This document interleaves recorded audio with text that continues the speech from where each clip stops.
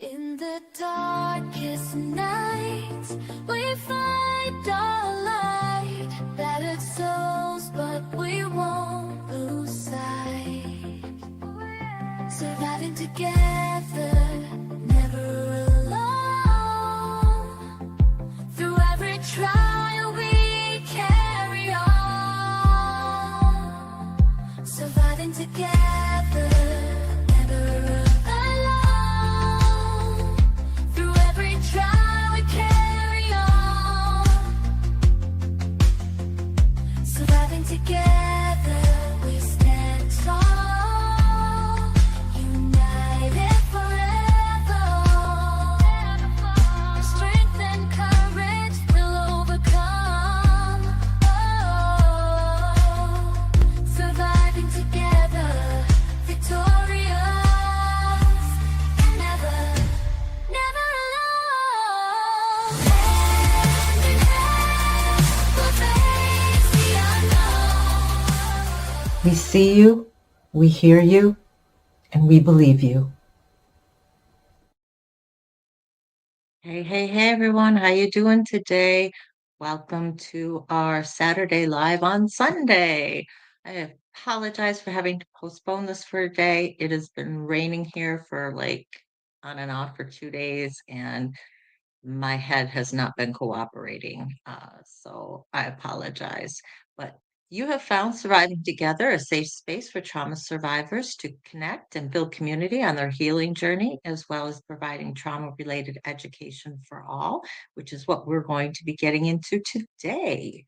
So far, we have Kermel is here, he's listening, and Patty dropped by to say hi. I assume she's probably going to be watching on replay. Excuse me. Deidre Gore is here and Crystal is here. I hope both of you are doing well today. Deidre, you would definitely love the weather I have here today. It is coldish and very, very rainy. So I have gotten all my research done today for this topic. I'm really excited to bring it to you. It's about MDMA assisted therapy, specifically for PTSD and depression, PTSD and CPTSD. And it is some fascinating information. So let's get into it. How about? All right. First off, what is MDMA? Well, you may know it by its street names, which is also ecstasy and Molly. MDMA actually stands for methylene dioxymethamphetamine. And it is a compound that was actually first created, it was synthesized, it doesn't occur naturally in nature, in 1912 by the German company Merck. And it was created for blood clotting, for stopping abnormal bleeding, like when people had gunshot wounds or severe bleeding issues. And they found it didn't work very well, so it didn't really catch on, and it kind of died and went by the wayside. Wasn't largely created commercially or anything. And then in the 1950s and 60s, it started coming back on the scene, both for pharmacological reasons, for looking into its efficacy in treating certain conditions. And then in the 60s and 70s, it became popular for recreational use, and as it continues, on until today in that regard. So definitely a party drug. And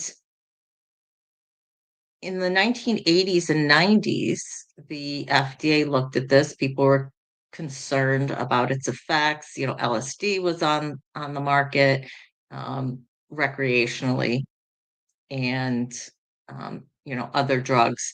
And so, particularly in the US and other Western countries, they really cracked down on it. They criminalized it, prohibited people from legally possessing it. And then slowly in the later 90s and early 2000s, there became a resurgence of looking at it for research purposes.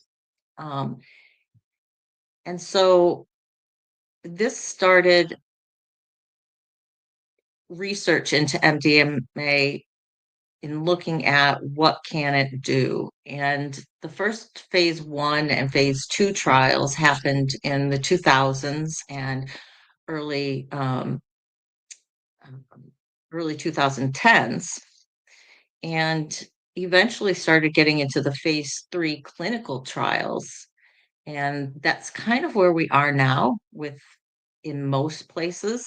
It's being still in clinical trials. And I'll get into that a little later on as we talk about legality and where you can use it and how you can use it. And if you're interested in getting uh, into MDMA assisted therapy. But let's talk now about why does it what does it actually do? What does it do in your brain? Why were they even interested in thinking that it might work for trauma related issues, for PTSD and CPTSD and anxiety and depression and um, other mood disturbances? Well, in essence, it increases the serotonin in in your brain. It increases dopamine. It increases oxytocin, and I gotta say this slowly. Norepinephrine, and in addition to increasing those chemicals in your brain, it also decreases the amygdala activity. So it decreases our fear response and it increases the connectivity between the amygdala um, and our hippocampus, which is responsible for our memory storage. It also increases the activity in our prefrontal cortex, which is responsible for logic and reasoning. So the combination of all of this, it allows people to access memories without the fear response. The increase in the chemicals in the brain produce an increase in empathy for oneself and towards others, increase in feelings of connectivity between people. So you are able to, the reason that it works so well, the studies have shown that it works so well with PTSD, CPTSD, is people are able to access their memories, work through those memories, and be able to change their neural pathways because of the unique combination of this empathy feeling, the dopamine increasing feelings of positivity and mindfulness, and increased feelings of trust and increased feelings of motivation. They're able to work through issues without that fear, without avoiding them, and change how those memories are processed. So you don't have the negative effects that came along with the trauma. You're able to work through and process them just as memories and be able to come out of it knowing that you're safe. This happened. This is why. This is how my brain dealt with it. And being able to kind of put everything to bed. Now, it's really important that I stress that this is, we're talking about MDMA assisted therapy. So this is microdosing of MDMA. And the studies that I looked at have you taking anywhere between 75 and 125 micrograms of MDMA. And sometimes there is a supplemental dose, half dose, that is given an hour or two after your initial dose. So you are taking these microdoses in conjunction with having real time therapy. So the therapy is ongoing as you're under the influence of the MDMA. We are not talking about just taking MDMA and having it cure your PTSD or having it affect your depression in any way. It is combined with the therapy aspect, being able to work through your issues as you're under the influence of this. And most of the studies focused on 1 to 3 sessions. There are studies now that are trying to track longer term usage, trying to figure out where's the sweet spot in terms of efficacy. Most people going through this in the clinical trials have reported these increased feelings of positivity, of motivation, the lack of the negative effects from their trauma, lasting, a year to 18 months, afterwards. Because the clinical trials have only been going on for less than a decade, we're lacking the real long-term effects of this type of therapy. So we don't really know yet, is this something that you'll have to do again in 2 years? Is this something that once you've kind of dealt with it, you've been able to change your neural pathways, you've been able to get everything figured out, that this is just going to last? We're not sure. But the studies that have been done up till now, and I think 2017, at least in the US, that was when the first trials began here, the earliest trials. Um, they may have had some studies earlier than that in some other countries, that I'm not 100% sure. They've been very, very positive in terms of the treatment of PTSD.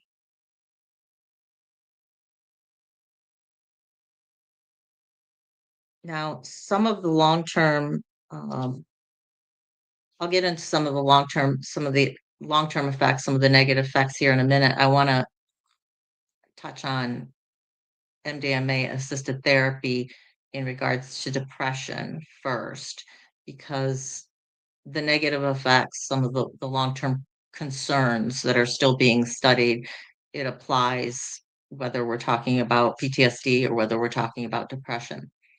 Now, when I'm switching over to talking about MDMA assisted therapy in regards to depression, I'm talking about where depression is the primary diagnosis. A lot of times, most of the time, people with PTSD, CPTSD, depression is an effect of the PTSD or the CPTSD. So that would be your primary diagnosis. The secondary diagnoses are the depression, the anxiety that come along with, those are the effects of the PTSD. The research that has been done where the primary diagnosis is depression have focused on major depressive disorder and treatment resistant depression. So we're not talking about just mild depression. And there are a lot less studies that have been done on this. Are still ongoing, but the studies have been pretty small. The research shows the research is positive thus far. for the same reasons that it works for PTSD, your ability to work through whatever issues are underlying your depression that are causing your depression,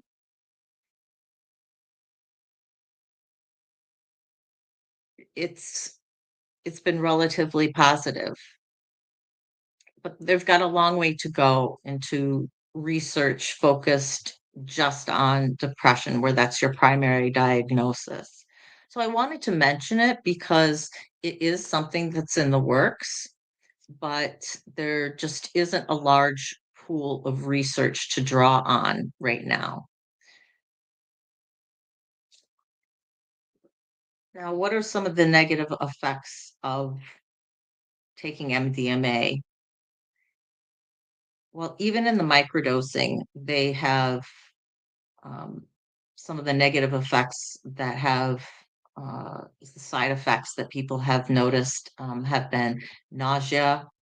Um, some people have reported an increase in irritability or mood disturbances a week or so after taking it, which is pretty typical of if you just take MDMA, just as a party drug, people often report feeling in a depressive state afterwards because you're on such a high, you're getting such a boost of all these feel good chemicals, right? Dopamine is your feel good chemical, oxytocin is your bonding chemical, bonding between people. It's also been shown to affect your bonding with your animals, like with your pets, and the increase in serotonin. But it hasn't the levels of irritability, or I should say the instances of the irritability and mood disturbances are definitely not on the same level as when you're microdosing, as when you're taking it as a recreational drug. It also can cause jaw clenching or teeth grinding, as well as dehydration.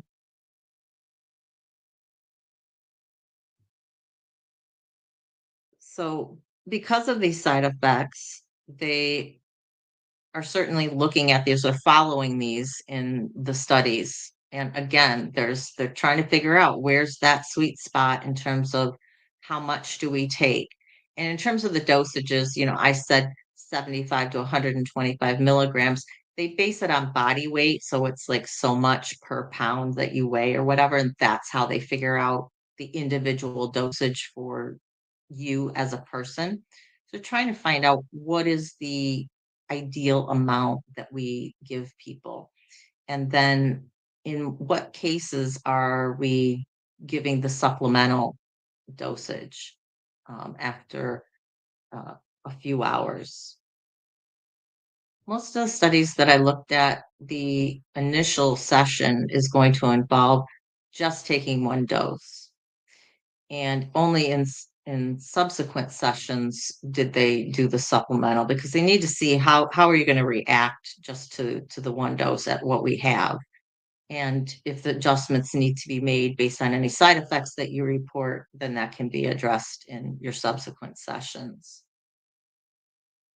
Now, who should not take this?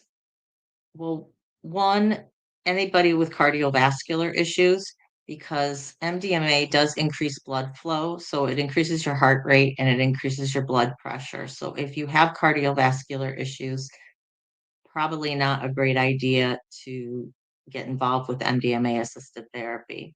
It's also been known to cause hypertension. Um,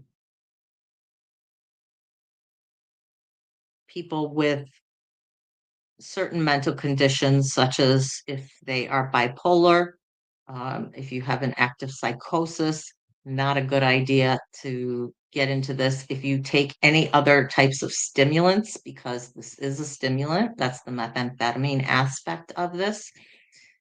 You don't want to be doubling up on the stimulant.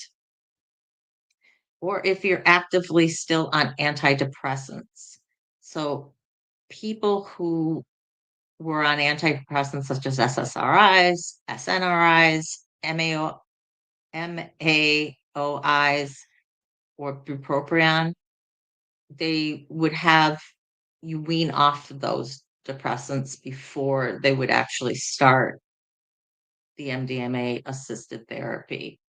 So somebody like me who's still on an antidepressant wouldn't be a good idea just to jump right into trying to do MDMA assisted therapy. I would need to get off of my antidepressant first, and then go through the MDMA assisted therapy, which might be difficult in the short term, especially if you're not doing well off the antidepressant.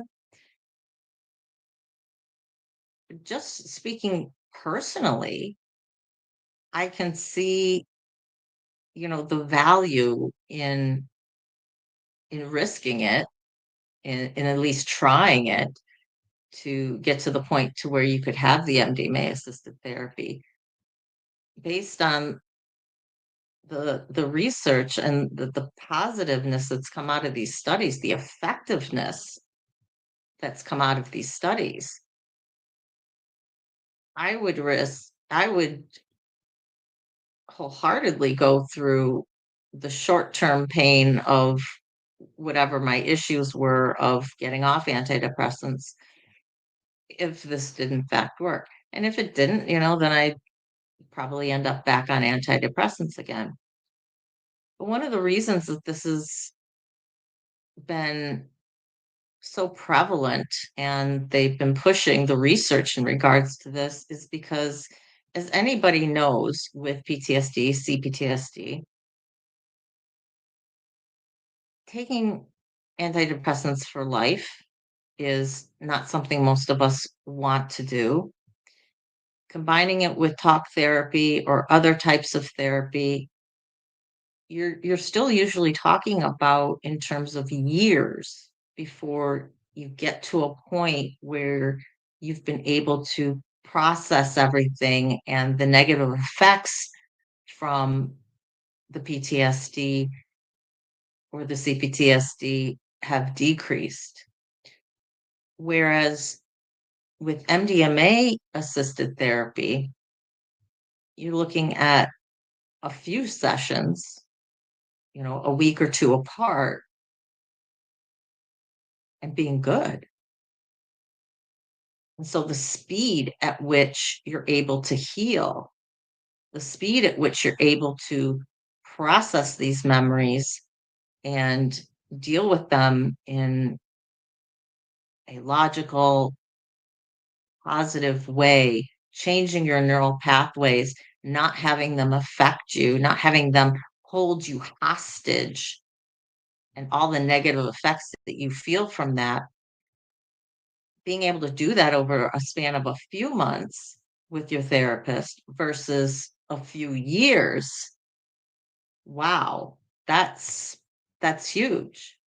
And think about our population of people with PTSD.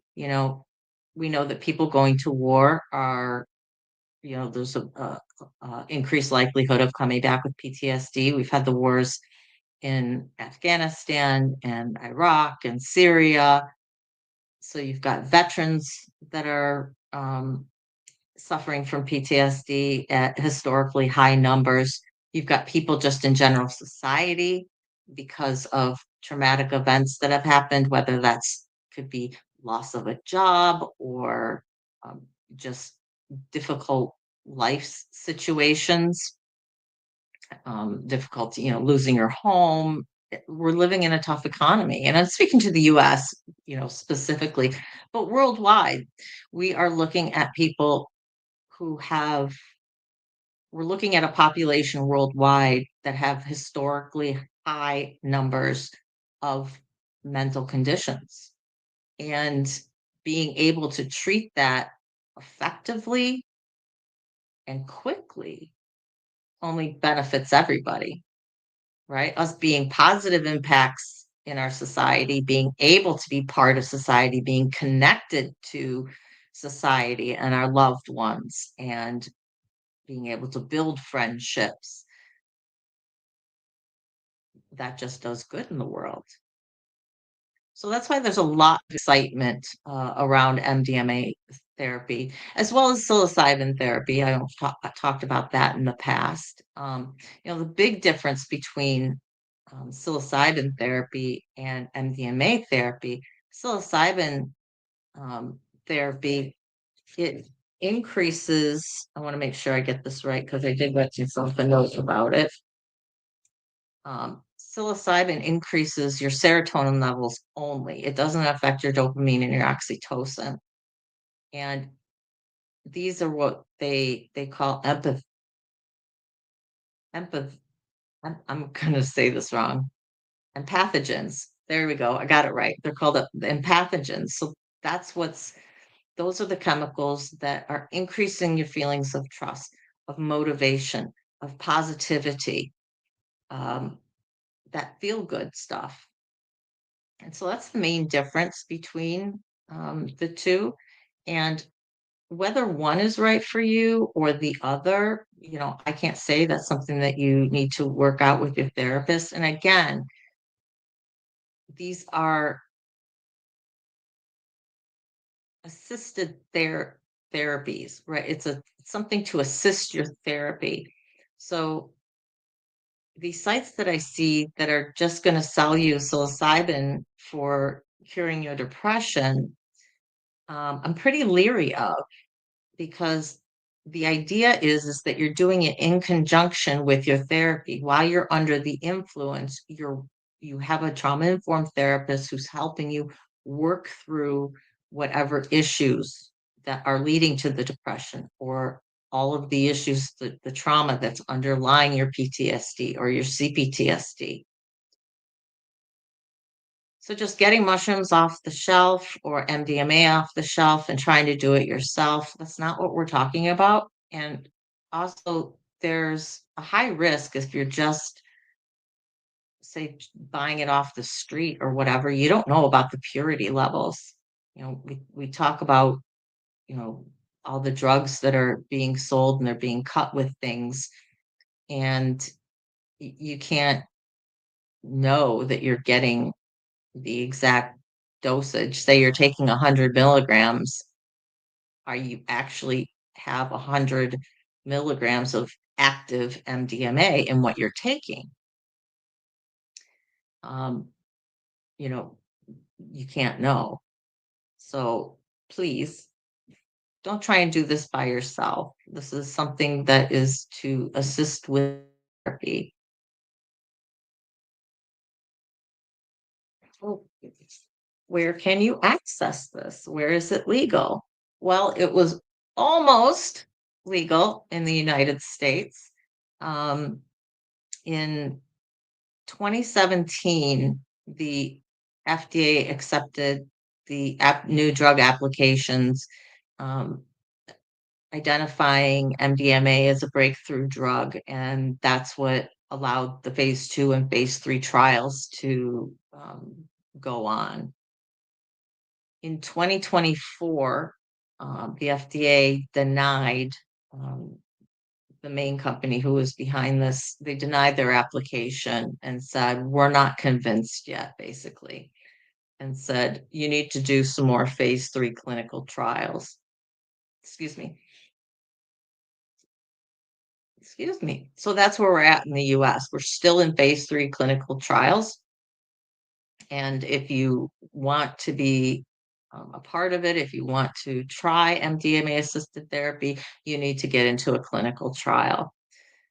The hope was, or is, that by the end of the year, the FDA will decide on MDMA assisted therapy for PTSD. Now, we're only talking about for PTSD. As I said, the research is not there yet with using it as an assisted therapy for the primary diagnosis of depression. They've got a lot more work to do.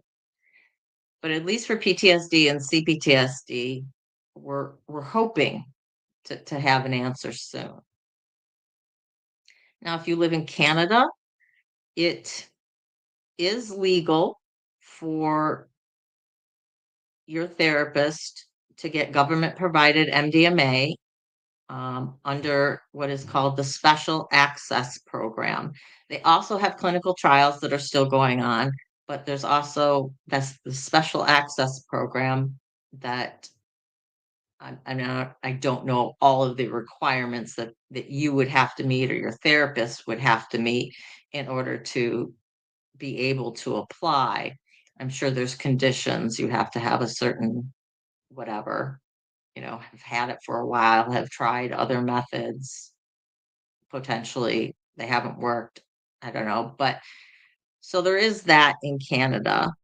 Um, interesting, interestingly enough, I found that there are jurisdictions in Canada that are actually working to decriminalize possession of MDMA if it's for personal use, and Vancouver has actually done that. Whether I'm 100% right on that, I don't know. I would have to ask my fellow Canadians, and I would want to verify my research one more time before I say absolutely. But I found that it was interesting that they were working to decriminalize it. I know in Utah, in the US, they've decriminalized MDMA for personal use. But again, we are talking about microdosing MDMA in terms in regards to assisted therapy. So this is not just being able to take it on your own. You want to be combining it with the therapy while you're under the influence of it.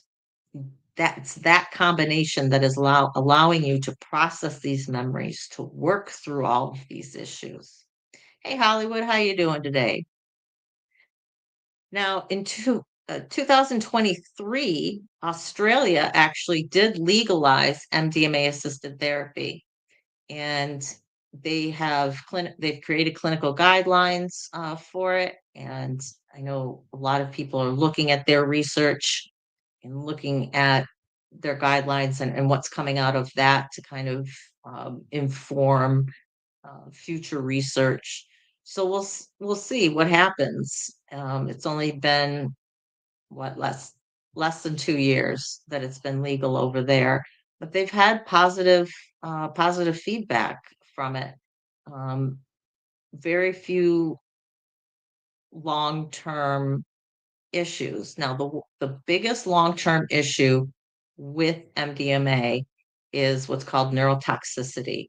So the damaging of the dopamine and the serotonin receptors. And that's where I talk about the research focusing on, where's our sweet spot? Because we don't want you to be on it so long that we're going to damage your brain long term. So where's the ideal dosage, and how do we prevent long-term neurotoxicity? So it is a concern. It is something that the research is still looking at and figuring out. But as I said again, the phase 3 trials have only been going on for I think 5 or 6 years. So and each study is a fairly small pool, so we don't have the body of research to show us, 10 years after, how are these people doing? Were they able to just have 3 sessions? Did they need to have another follow up after a year or two or five, or, and how did they feel 2 years after that? So we're right in that time period where the the the results look very promising, and the people who have done it so far have had overall good results. But time will tell, right? Time will tell as to where this lands and where that balance is between efficacy and potential of long-term issues with the neurotoxicity. There are clinical trials going on in other countries, such as the UK and the Netherlands. Israel and Switzerland and most of the EU countries. And I'll just quickly name some of them that I wrote down. So France, Spain, Denmark, Finland. I don't know what I tried to write there. Hungary, Croatia, Chechnya, Belgium, Ireland, Lithuania, Luxembourg, Portugal, Poland, Romania, Slovakia, Slovenia, Sweden, Greece, and Germany.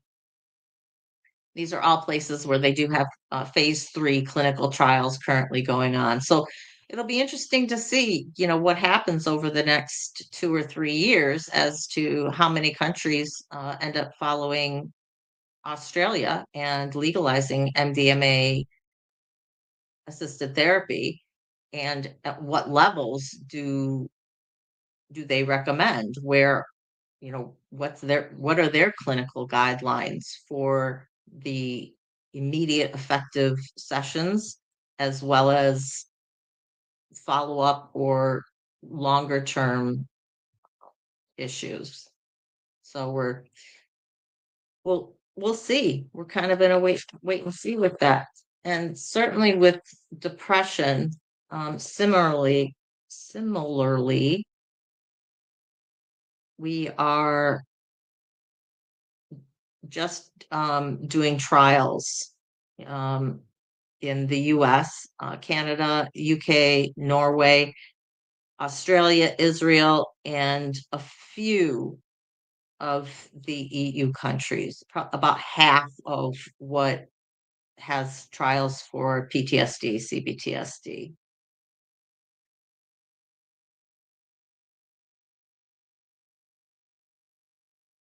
Ba-ba-da-ba-da-ba-da. Hang on, I'm just reading my notes to see if I have anything else that I had written down that I wanted to talk about this.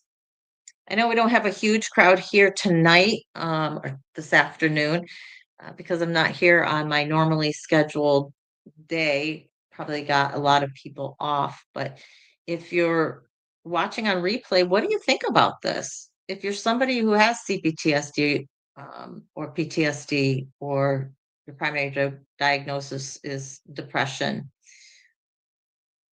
would you be willing to try this? Are you interested in doing a clinical trial?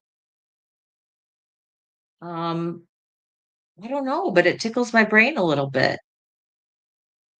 especially since I did successfully get off one antidepressant that I was on, and I titrated down on the current antidepressant that I was on, and I did it relatively slow, or at least what we thought was relatively slow.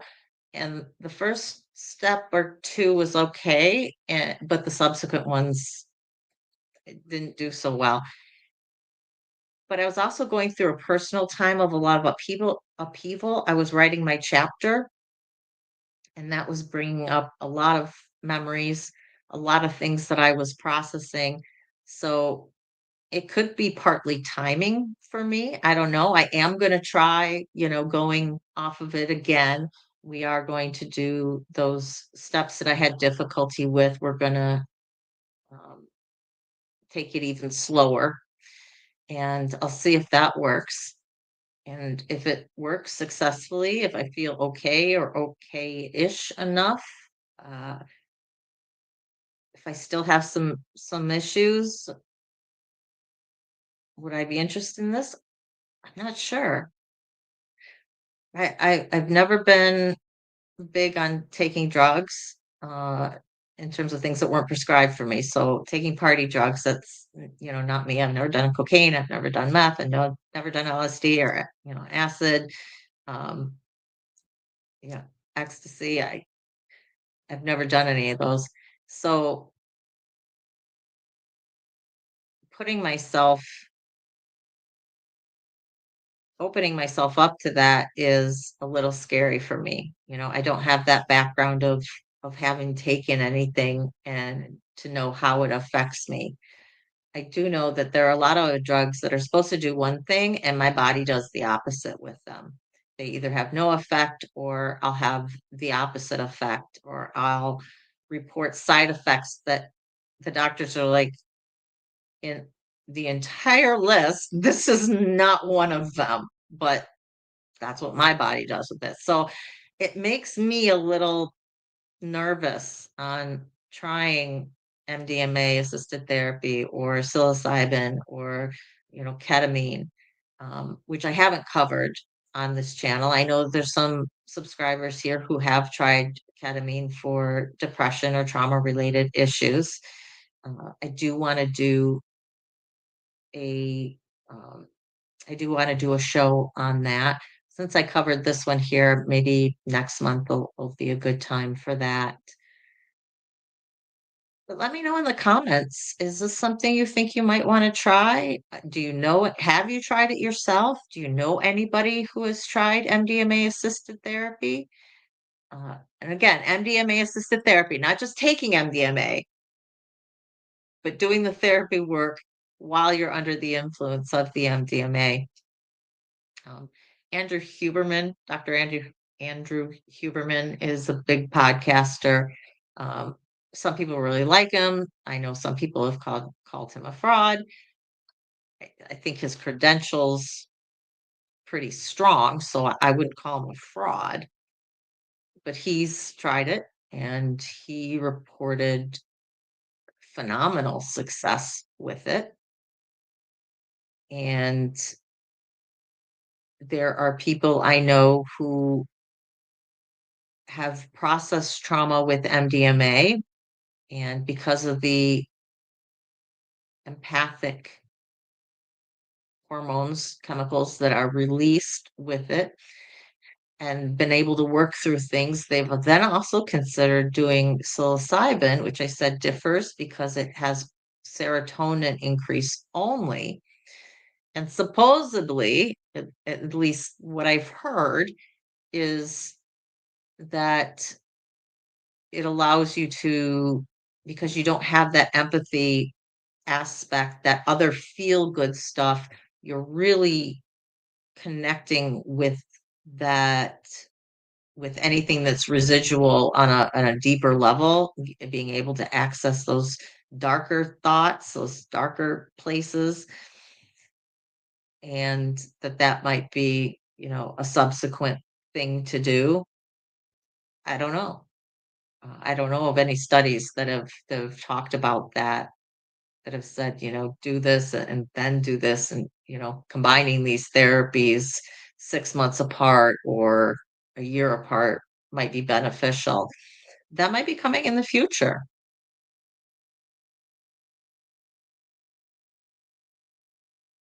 James used to take it when you were clubbing.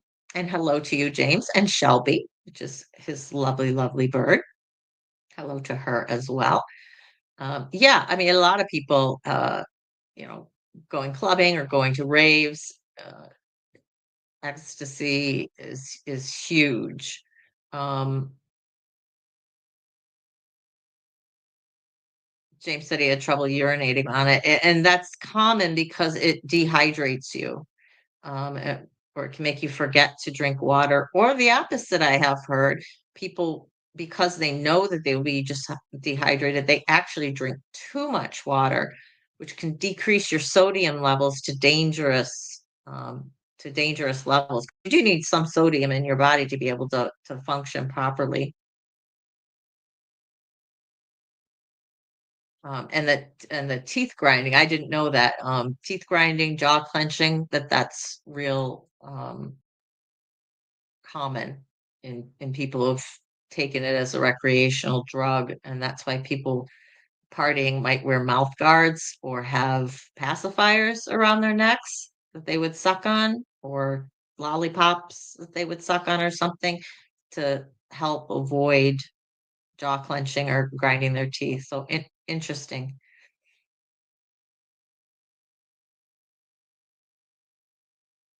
Oh, interesting. Carmel says, I've had LSD-based treatment by a professional.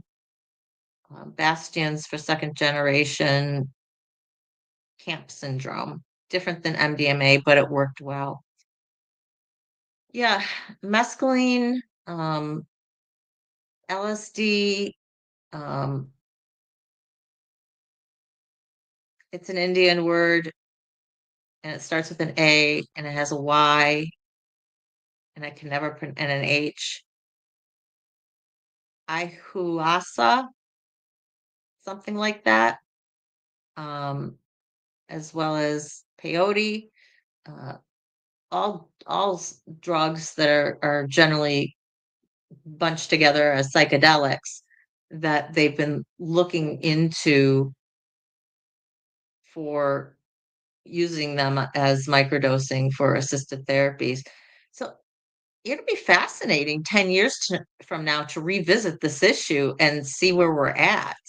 What's proven successful in the long term, what's not, what's been researched, what hasn't, where's popular opinion in regards to this. There's a huge movement in terms of using psychedelics to treat mental conditions. So I am very hopeful that with everything that's going on right now in terms of looking for alternatives for helping people with different mental conditions, instead of just putting them on antidepressants or anxiety medicine, that we might get somewhere.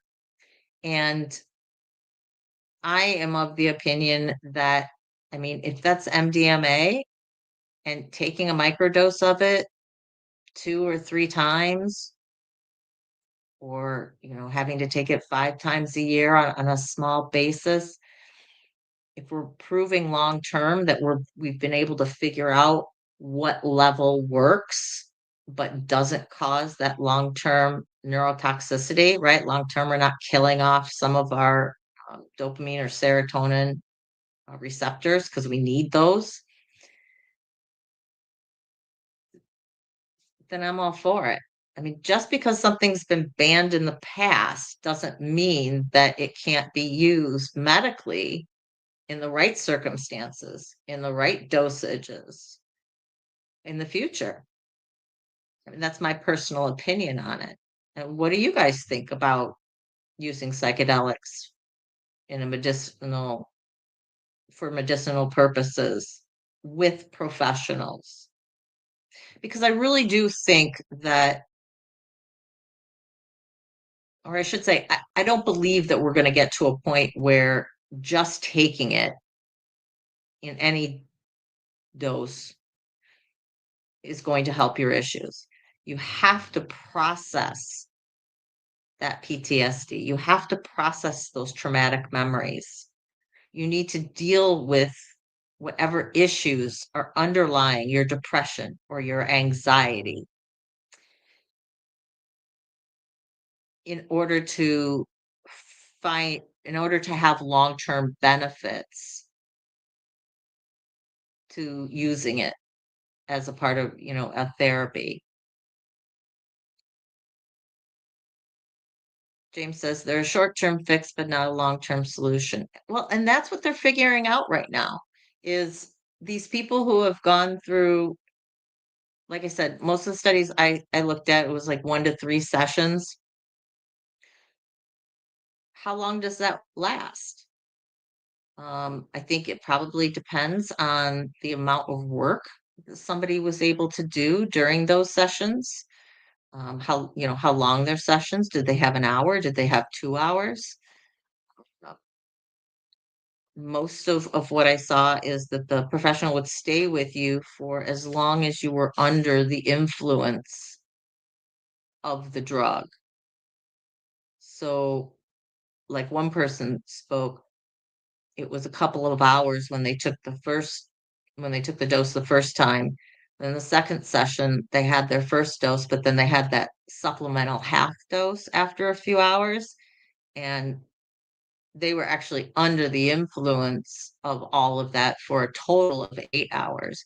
Now, they didn't get into details, so I don't know, but I'm presuming you're not processing everything for 8 hours. You're not doing talk therapy for 8 full hours. Um, exactly how long you are doing it, during that, do they do it? Do they break? Then they do. Then do they do it some more? I don't know, and that's all things that are really being figured out by these clinical trials, right? How long should your sessions be? So, what kind of dosages on average? Because everyone's, individual. They may give you a dose and they figure that you're going to be under the influence for 2 to 3 hours, and you happen to be under for 8. Well, then obviously they're going to have to adjust your dosage if they're going to be doing it again. But figuring out on a generalized basis, on the average basis, what is the ideal dosage for how long do we do the therapy for? Um, Personally, even if I was under the effects of MDMA, I don't know that I'd want to do talk therapy for more than a couple of hours. At least without having an hour or 2 break, if we're talking about, like, being under the influence of it for 8 hours, um, because that's a lot, right? That's a lot that you're processing.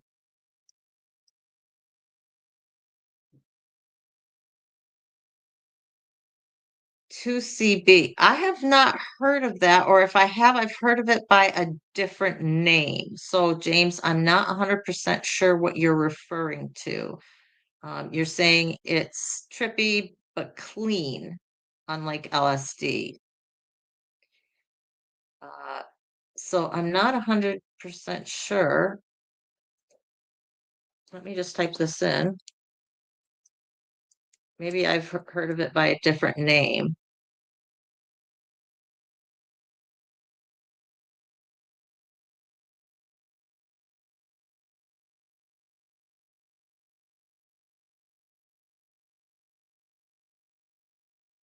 At least what I'm pulling up so far, it was first synthesized in 1974 by Swiss chemist Alexander Shulgin, who I have heard of. He has worked a lot with psychedelics. Um,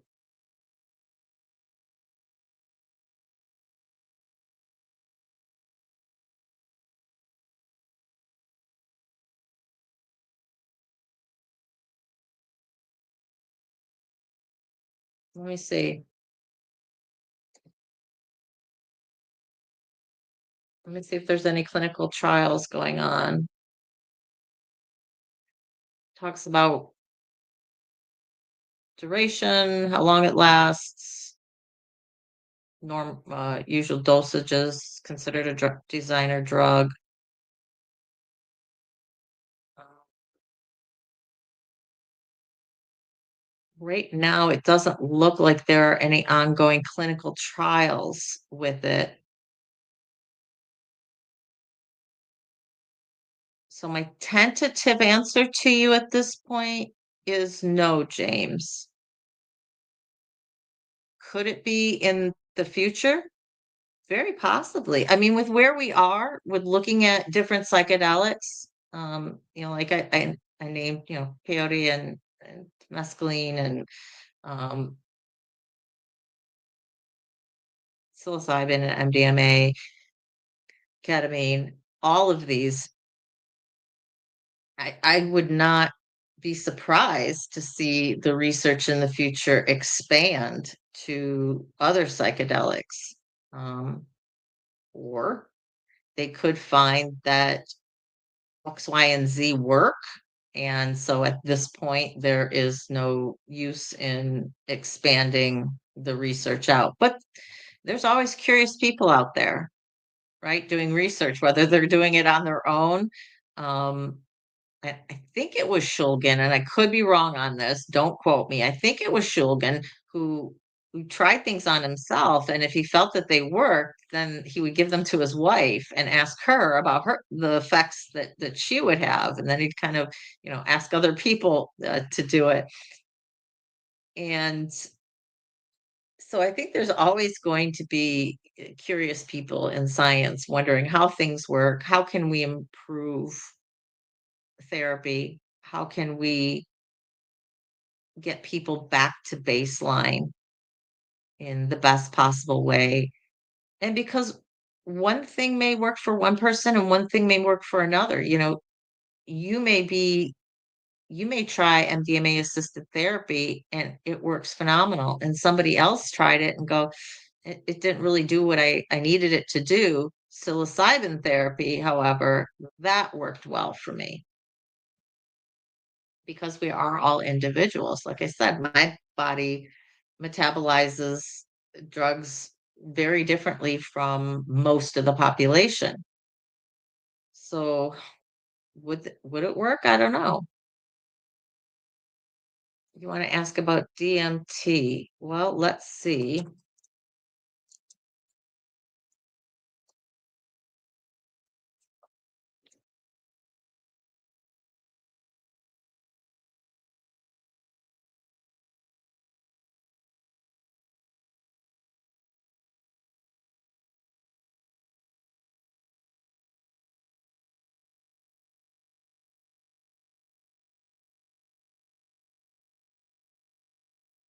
Okay. So DMT is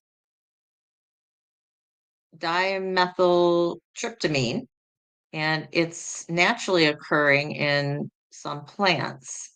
So this is actually the ayahuasca that I mentioned. It is the active ingredient in that. So my answer is yes, but in looking at the information, it is not being studied very much, but they have begun research into it. So the answer is yes, but on a very limited basis. So just like mescaline and peyote, but DMT is the active ingredient, and when you brew it, it's called ayahuasca, but it can be smoked as well.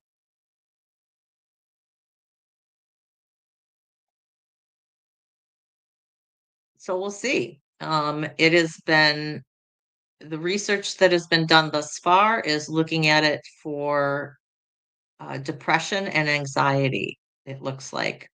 And that's just a quick little research thing. So if I misspeak on any of this, please correct me in the comments. Because I am not the end all and be all of knowledge of psychedelic research. But absolutely, James, absolutely.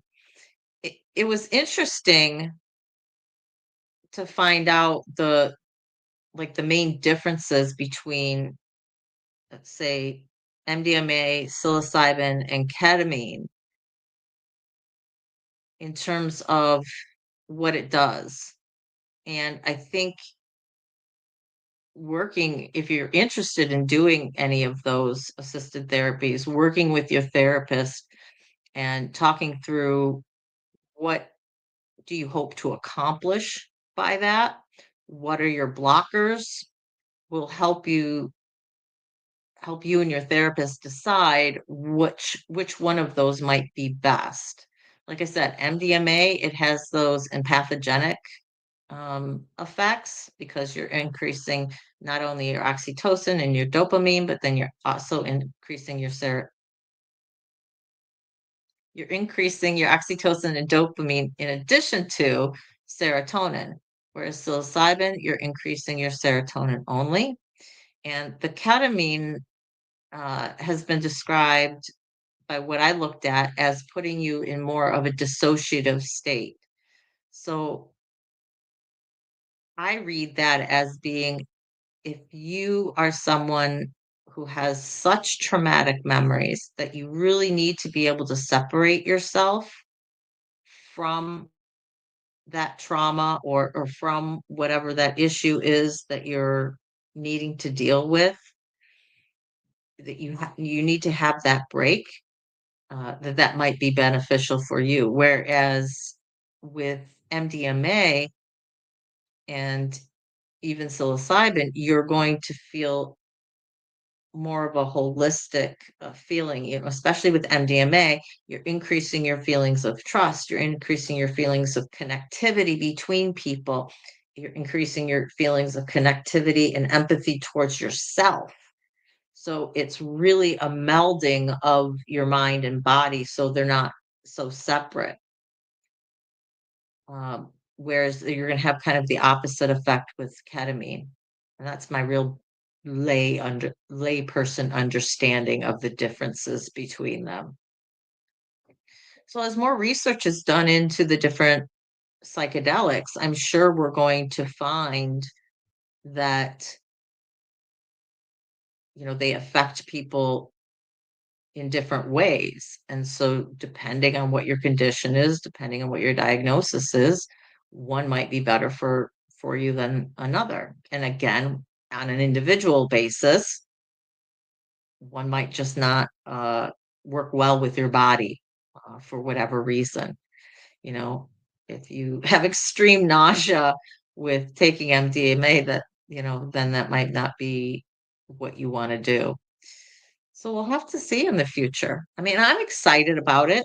Um, a lot of drugs that we use today, um, you call them off-label uses. They were created for one thing, but they're used now for something else, or in addition to, like Erica, which is something I take, was originally created for epilepsy anti-seizure medication.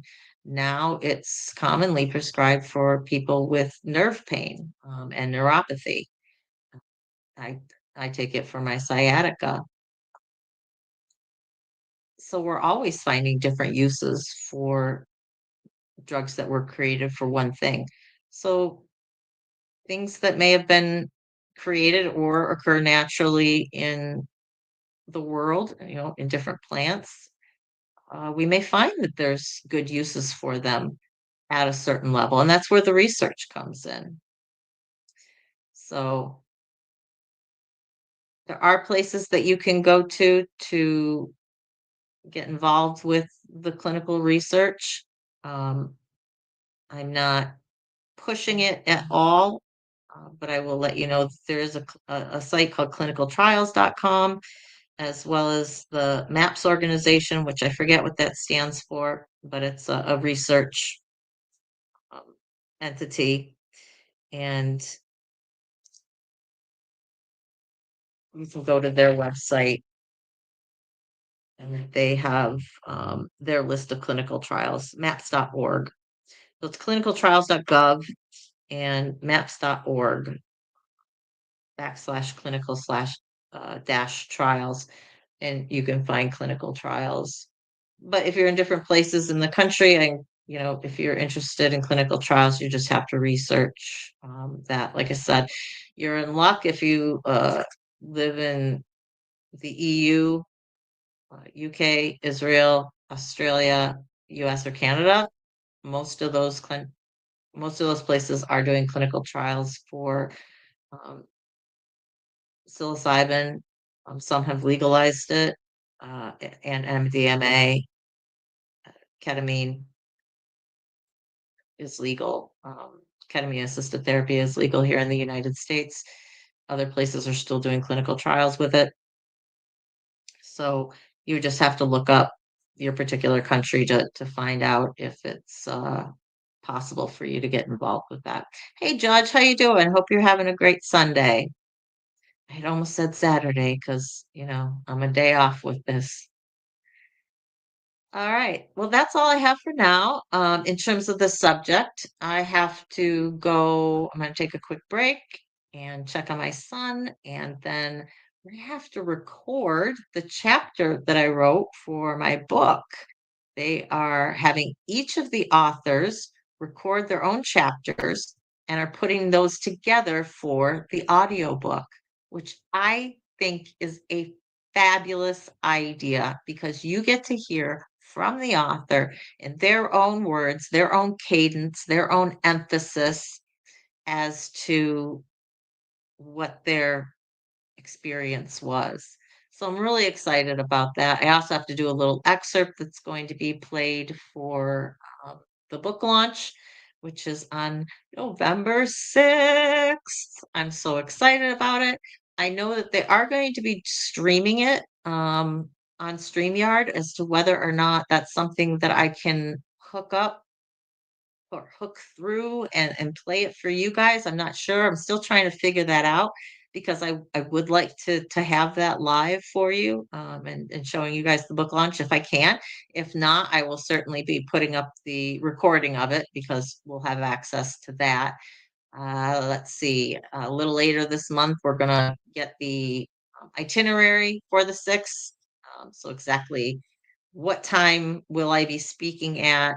What time are we doing the book launch? There's other speakers in general because it's going along with the America Summit, and we'll figure out what time the awards will be announced. Because I am a finalist in one category, so we'll see how that goes. And again, I'd love to be able to show that live for you guys, just like I did in April.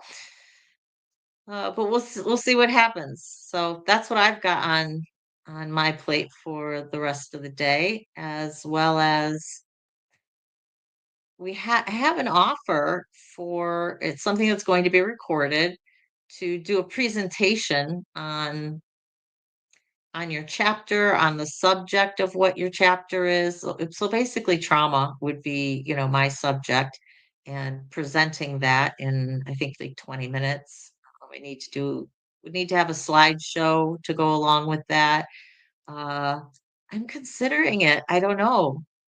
Very nervous about that, but I'm definitely considering it. It's going to be some work. I'd have to figure out what should I include. I don't know. What do you guys think? Do you think I should do it? I've got to decide by tonight. It doesn't have to be done until later in November, but I have to decide by tonight as to whether or not I'm going to go forward with it. I think I might. It's going to be some work, and I might come on a few of these lives and ask you guys what you think would be appropriate to include. I'll probably talk to you as to some of the things I am including and see if I'm missing anything, because you guys are a great resource. So that's all I have for today. I will see you Wednesday at 6 p.m. Unless something major happens. I really hope not to do any more postponements. I like being able for you guys to count on me that I'm coming on when I say I'm coming on. So 6 p.m. I keep saying Eastern Standard Time, but I guess we're on Eastern Daylight Time right now for another few weeks.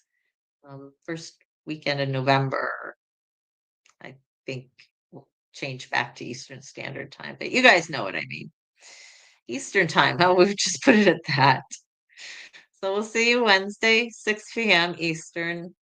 In the meantime, please remember you are worthy, you are valuable, and you are loved just the way you are for who you are. So hugs and love for me. You guys have a great rest of your weekend and an awesome Monday. Enjoy the outro. Surviving together, never alone. Bye, guys.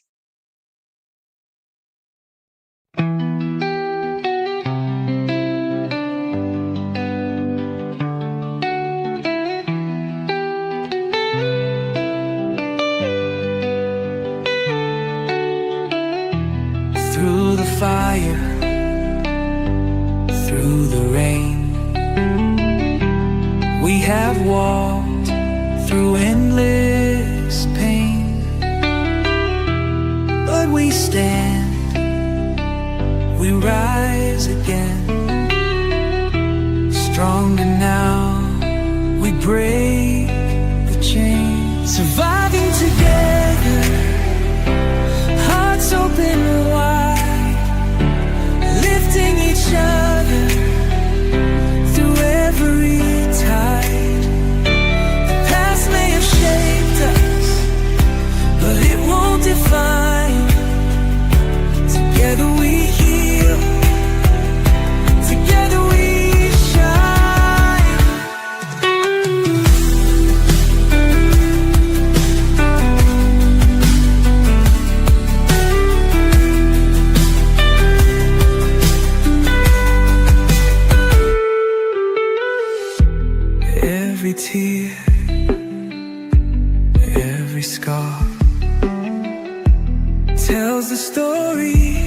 of who we are. Not just survivors, but warriors too. With love as our armor, we see this through. We see you, we hear you, and we believe in you. Surviving together, hearts open wide, lifting each other through every tide. The past may have shaped us, but it won't define. Together we heal, together we shine.